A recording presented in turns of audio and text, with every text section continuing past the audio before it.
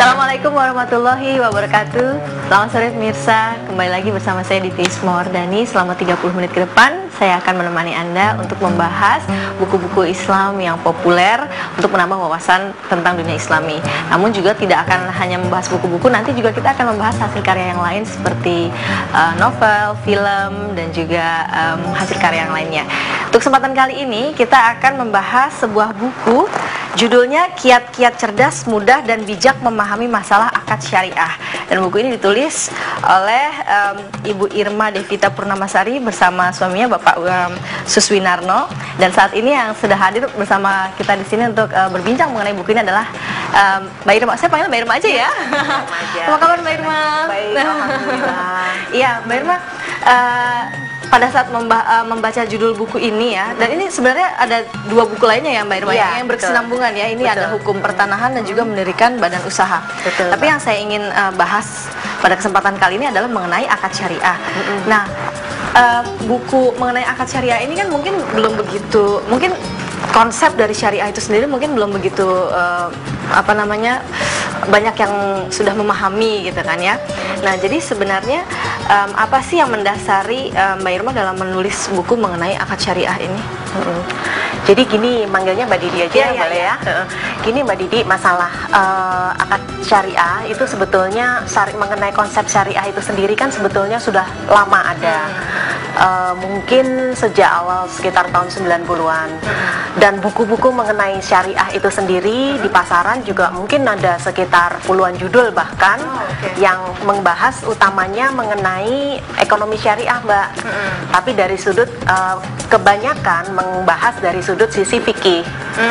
Jadi mengenai aturan-aturannya, kenapa riba dilarang, dan berikut dengan ayat-ayatnya dan hadis-hadisnya, penjelasan-penjelasannya. Ini ya agak sulit untuk dipahami umum mungkin ya dengan terminologi-terminologi yang Islam betul. gitu ya.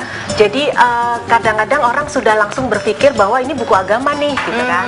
Jadi kalau udah berpikir bahwa wah ini kalau ini buku agama, ntar bisa orang sebelumnya juga masalah istilah-istilah, mudharabah itu apa, terus kemudian musyarakah itu apa, akhirnya menyebabkan kadang-kadang orang tuh resisten gitu loh, Mbak.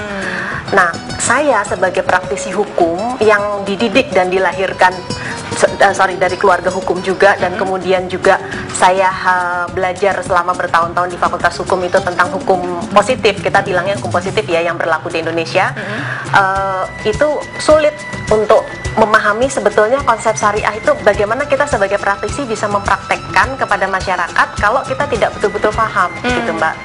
Jadi pada waktu itu saya jalan-jalan dan saya berpikir bahwa pasti akan banyak orang yang mengalami kesulitan seperti kami-kami ini sebagai praktisi. Jadi saya berpikir mungkin alangkah baiknya kita lebih membumi, membicarakan mengenai masalah konsep syariah ini. Bukan berarti yang lain itu buruk, malah sama sekali itu mereka luar biasa begitu. Jadi kita ngambilnya ibaratnya kan yang sisi praktis dan populernya. Jadi supaya orang belum udah nggak langsung bilang, wih susah nih gitu kan. Jadi belum udah langsung kayaknya berpikir, waduh kayaknya nggak ngerti deh, cuma buat orang Islam deh yang konsep syariah gitu, Mbak. Di buku ini juga menariknya diberikan ilustrasi dengan bahasa yang sederhana, kemudian ada ilustrasi, ada bagan, ada contoh kasus gitu. Kenapa dimasukkan hal-hal seperti itu? Ya, Mbak, jadi saya kebetulan ada beberapa kali mengajar ya, Mbak ya. Jadi sebagai pengalaman saya sebagai presenter atau sebagai dosen atau sebagai bukan dosen lah, tepatnya trainer lah ya, Mbak ya, itu orang lebih mudah atau kita sendirilah lebih mudah membaca cerita kan dibandingkan kalau kita bicara mengenai tulisan-tulisan, terus bicara mengenai angka-angka yang kira-kira buat orang-orang yang terutama mungkin ya yang awam belum sudah aduh kok susah gitu kan. Jadi saya di dalam buku ini saya buatkan mind mappingnya. Jadi secara umum garis besarnya syariah itu kayak gimana sih gitu kan.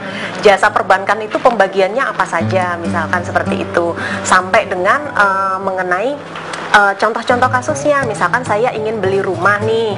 Kalau ingin beli rumah, caranya skema konvensionalnya gimana, skema syariahnya gimana. Nah, itu yang tadi saya mau tanya untuk pertanyaan selanjutnya. Jadi sebenarnya akad syariah itu apa dan bedanya dengan perjanjian konvensional sendiri itu apa, Mbak Irma? Karena sebetulnya semuanya dasarnya itu perjanjian, Mbak. Jadi dasarnya hukum perjanjian. Kalau kita bicara mengenai syariah, para praktisi hukum yang awalnya baru belajar mengenai syariah itu sudah bilang, oh kok lain, kok susah. Padahal sebetulnya enggak, sama sekali tidak. Karena sebetulnya konsepnya itu hukumnya sama persis. Jadi dari syarat sah, mengenai kecakapan, kemudian mengenai cara-cara melakukan akadnya. Yang berbeda adalah bahwa di dalam akad syariah itu kita posisi kedudukan berimbang daripada para pihaknya itu harus ditekankan, Mbak.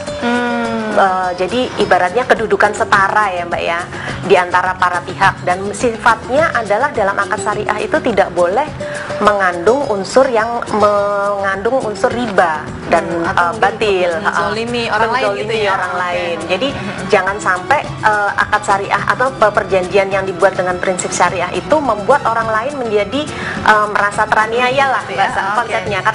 Karena pada dasarnya sistem Islam itu kan kemitraan. Kalau dalam skema syariah itu pada dasarnya kemitraan, Mbak, bukan hutang piutang.